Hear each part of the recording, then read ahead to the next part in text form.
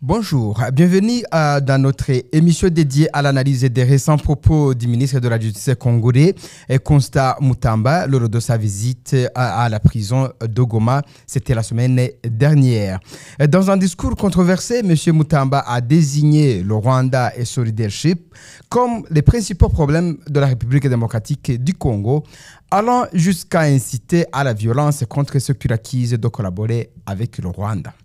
Ces déclarations surviennent dans un contexte particulièrement tendu, marqué par des persécutions accrues à l'encontre des Congolais rwandophones depuis la reprise des opérations militaires du mouvement dit du 23 mars, dit M23.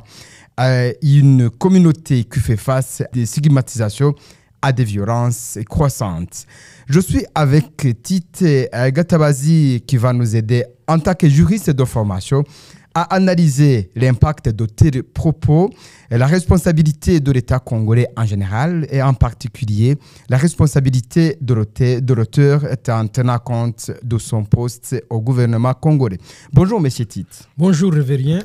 Que faut-il comprendre dans tel dérapage d'une haute personnalité de la RDC?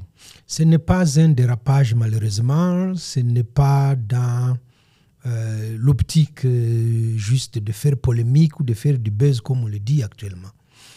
Les propos du ministre congolais de la Justice, Constant Mutamba, s'inscrivent dans la droite ligne de la politique gouvernementale du Congo. Le gouvernement congolais a choisi deux axes. La stigmatisation que vous venez de souligner des Tutsis congolais et leur persécution. Tant qu'on y est, mais ce n'est pas tous les ministres qui tiennent quand même de tels propos. Je finis d'abord. Okay. Parce que Mutamba, ça n'est pas, je ne peux pas appeler ça du dérapage. Son président le dit, d'autres hautes personnalités le répètent assez régulièrement et le gouvernement y alloue les ressources indispensables. Donc, le ministre Mutamba s'inscrit dans la droite ligne de cette politique-là. Il y a la persécution des Tutsis congolais et il y a la désignation du Rwanda comme bouc émissaire de tous les maux qui rongent le Congo depuis des décennies et des décennies. Voilà. Et donc, non, ce n'est pas un dérapage. Alors, lui, en qualité de ministre, qu'est-ce qu'il a fait? Il a incité publiquement et de manière directe au meurtre. Ce qu'il dit, on va tuer. Le ministre Mutamba a fait appel à la délation. Indiquez-nous les Rwandais avec lesquels vous travaillez. Et le ministre Mutamba demande à tout le monde de faire ce qu'on appelle la dénonciation calomnieuse. Le ministre Mutamba alimente le discours de haine contre une population, une communauté ciblée. Et en fait, il désigne, non seulement il fait un discours de haine, mais il désigne la communauté Tutsi comme ennemi infiltré et traître à la nation. Et à éliminer. Et c'est des gens qu'il va falloir éliminer avec tous les moyens de l'État. Fait-il une particularité par rapport aux autres ministres de la RDC ou bien c'est il y en a. Écoute, on peut répertorier. Le président Tshisekedi lui-même ne s'en cache pas. À chaque occasion, sa première ministre est allée le dire à Bruxelles quand elle s'adressait à la diaspora congolaise. L'actuel président du Sénat, Sama Lukonde, ancien premier ministre, arrive dans une conférence internationale sur l'intelligence artificielle et déclare, séance tenante, que la République démocratique du Congo ne peut pas participer à la réflexion sur l'avenir de l'intelligence artificielle à cause du Rwanda. On a vu le président de l'Assemblée nationale, Vital Kamerhe, au Canada, au lieu de parler du forum des parlementaires et comment renforcer les capacités des parlements francophones, s'en prendre au Rwanda. Et donc, c'est vraiment la politique gouvernementale de la République démocratique du Congo. Alors, que devrait être la responsabilité de l'État congolais actuellement face à ces messages de haine, à son discours de haine, prononcé publiquement par un ministre de l'État? La première des choses, ça aurait été de le prendre en flagrant délit et de le mettre aux arrêts de rigueur. Mais il a été établi par les Nations Unies que le gouvernement congolais n'a instauré aucun mécanisme et à la fois pour lutter contre le discours de haine et aussi pour le réprimer. Ça n'existe pas en République démocratique du Congo et il y a beaucoup d'exemples. Mais si nous restons au niveau des hauts dirigeants, l'ancien ministre et député de la majorité présidentielle actuelle, Justin Bitakwira, est sous sanction de l'Union européenne pour incitation à la violence contre les Banyamulenge. Et on dit que c'est de manière répétée. Bitakwira bénéficie des fonds de l'État pour venir propager le discours de haine et inciter à la violence. Le ministre Mutamba était en mission officielle. Donc, il utilise les ressources de l'État pour faire des appels publics au meurtre en sa qualité de ministre de la Justice. Voilà. Certains aujourd'hui voient à travers justement ces discours une inquiétude d'escalade de violence en RDC face à ces discours de haine. Qu'est-ce que vous en pensez? Je pense que le gouvernement fait en sorte que ça perdure. Nous sommes, d'après ce que expliquait Ludovic Kalengai, nous avons atteint les étapes du génocide. Et donc, il y a une épuration ethnique contre les Tutsis congolais en République démocratique du Congo. Oui. Que faut-il penser par rapport au discours de haine prononcé tout près du Rwanda, là où le pays qui a connu le génocide de 1994 contre les Tutsis, et ce génocide a été précédé par, bien sûr, avec d'autres propos. Justement, le génocide, c'est d'abord l'œuvre d'un État. Il n'y a que l'État qui peut arriver à détruire une partie de la communauté en totalité ou en partie, comme dit la Convention internationale sur la répression du crime de génocide. Il vient le dire à Goma, c'est aussi une façon de narguer le Rwanda. Il vient le dire à Goma qui a accueilli la vague des réfugiés de 1994.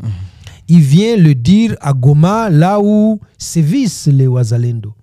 Là où les FARDC raquettent, violent et tuent les Congolais. Il vient le dire à Goma, là où réside une forte communauté des Tutsis congolais. Ça veut dire qu'il les livre à la vindicte populaire. Et donc, c'est pour ça que j'ai dit, c'est très réfléchi et c'est mesquin. Chaque gouvernement a ce devoir de protéger sa population. Comment peut-on comprendre que la RDC, justement, est dans cette ligne de protéger la population, alors que le ministre, ça accorde justement ce droit de prononcer des discours de haine comme ça? Mais la première des missions d'un gouvernement, c'est justement assurer la sécurité des personnes et des biens. Et sinon, ça n'a pas... à quoi ça servirait d'avoir un gouvernement qui ne s'occupe pas de sa population? Mais il le dit si bien, il l'a bien dit, le président Macron, quand il était à Kinshasa. C'est depuis des décennies que le gouvernement congolais, les gouvernements successifs, pour être juste avec ceux qui sont au pouvoir actuellement, que les gouvernements successifs sont incapables d'assurer la sécurité ni de protéger l'intégrité territoriale. Et vous savez, quand on regarde l'histoire récente du Congo, c'est pour ça que parfois, moi je me dis, mais est-ce que l'élite congolaise réfléchit à son histoire, à sa sociologie? En 1990, la Conférence nationale souveraine constate la faillite de l'État zaïrois. Depuis les années 82, si mes souvenirs sont bons, les fonctionnaires ne sont pas payés. Les policiers se servent sur la bête, les militaires raquettent. Et donc, ça ne date pas d'hier ni d'aujourd'hui. Et donc, il y a même pas une démission. C'est vraiment la faillite de l'État. L'État congolais est incapable aujourd'hui d'assurer la sécurité ni à Goma, ni à Lubumbashi. Avant-hier, vous avez vu une consoeur journaliste de la RTNC qui a été poignardée en sortant du bureau pour rentrer chez elle à pied parce que la RTNC n'assure pas le transport de ses employés. Et donc, même dans Kinshasa, les Kuluna font la loi. Les Kuluna tuent au vu et au su toutes les institutions. Qui sont-ils? C'est des Kuluna, c'est des jeunes qui ont pris possession de la capitale, Kinshasa, et qui font la loi. Si vous avez quelque chose qu'on peut vous prendre, on le prend et vous achetez votre sécurité. Alors, Kinshasa est quand même le siège de la présidence, de l'Assemblée, du Sénat, et tout ce que vous voulez. Peut-être dire que c'est les Wazalendo de Kinshasa. C'est les... Oui, oui.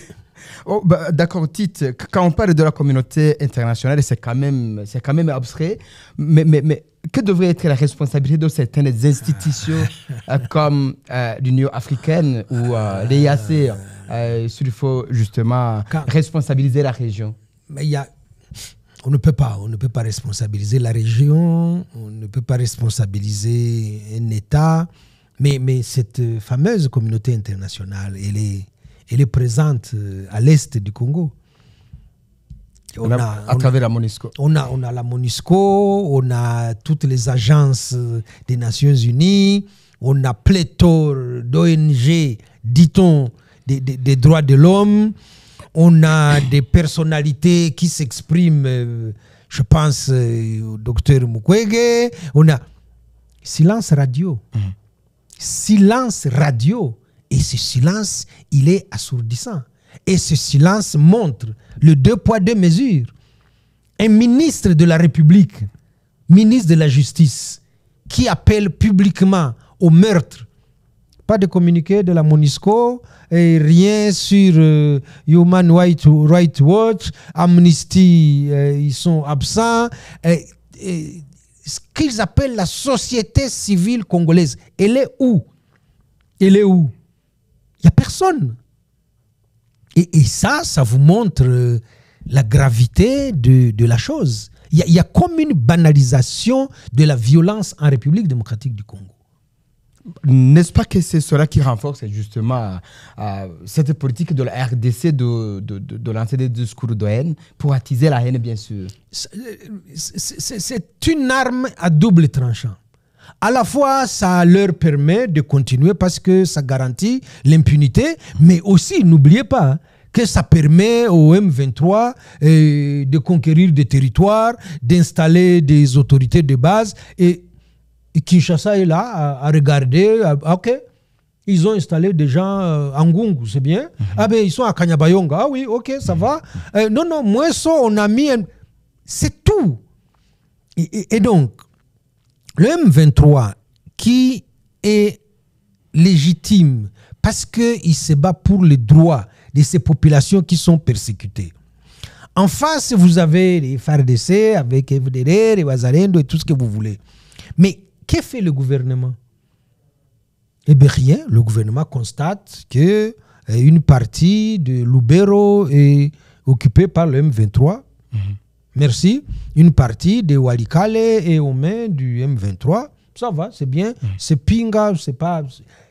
Et donc, le M23 va comme ça occuper des vastes pans de l'Est de la République démocratique du Congo, va l'administrer, va assurer la sécurité à la population et offrir les services de base pendant que Kinshasa est en train de... On y arrive un peu avec justement cette petite question. On s'égare un peu du sujet pour faire un commentaire sur les propos du ministre Mutamba. Je pensais que ça rentrait dans le même contexte. Oui, qui rassurait les prisonniers de Goma que le M23 va perdre justement ces parties qu'ils ont déjà pris.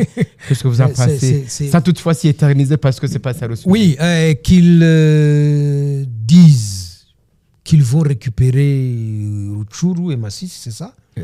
Yeah. Moi, il m'a fait penser à un calendrier qu'ils ont arrêté de... Il y avait des dates comme ça.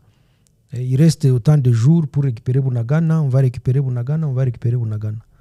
Est-ce qu'ils ont déjà récupéré Bunagana? Moi, j'aimerais savoir. Je n'ai pas cette information-là.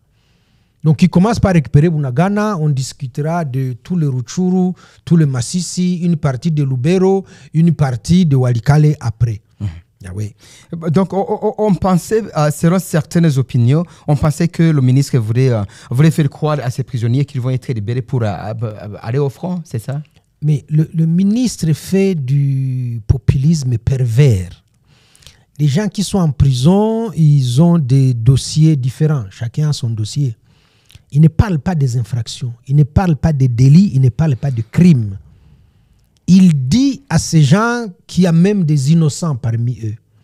Il dit à ces gens, si vous dénoncez un Tutsi congolais, moi je vais vous sortir de prison. Voilà. Sans toutefois tenir de la gravité de... Non, sans consulter aucun dossier. Je ne viens pas ici pour consulter les dossiers et voir qui est innocent, qui va bénéficier d'une réduction de peine, qui rentre dans la procédure. Ça ne l'intéresse pas. Il vient cibler les Tutsis congolais. Il vient dire aux prisonniers, si vous m'indiquez, vous savez le truc là, l'indique, si vous dénoncez les Tutsis congolais, eh bien, je vous sors de prison.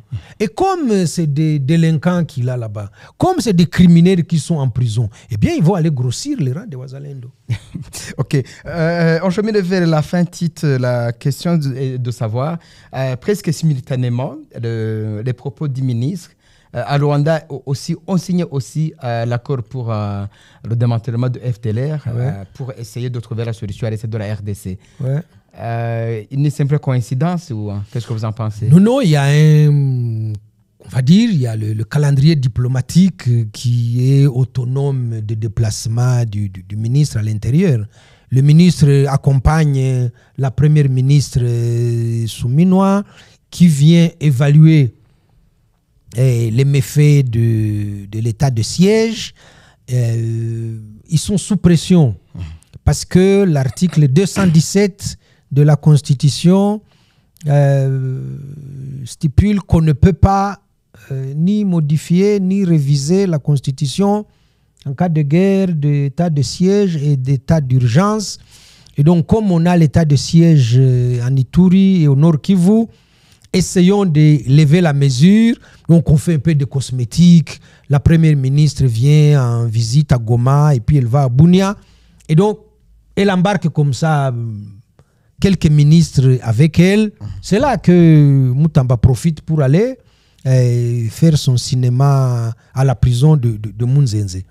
Donc, il y a un calendrier vraiment interne et il y a le calendrier diplomatique.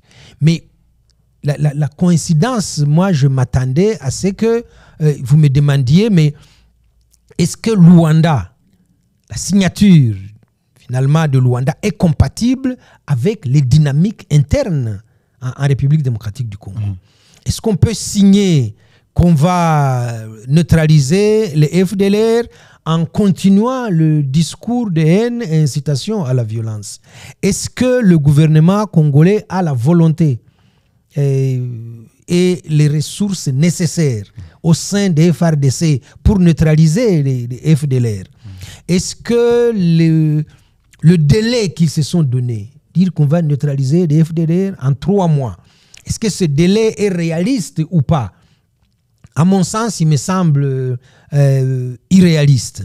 Est-ce que le Luanda, qui parle de la neutralisation des FDLR, est-ce que ça pourra rapporter la paix en République démocratique du Congo, parce que finalement, c'est ça l'objectif.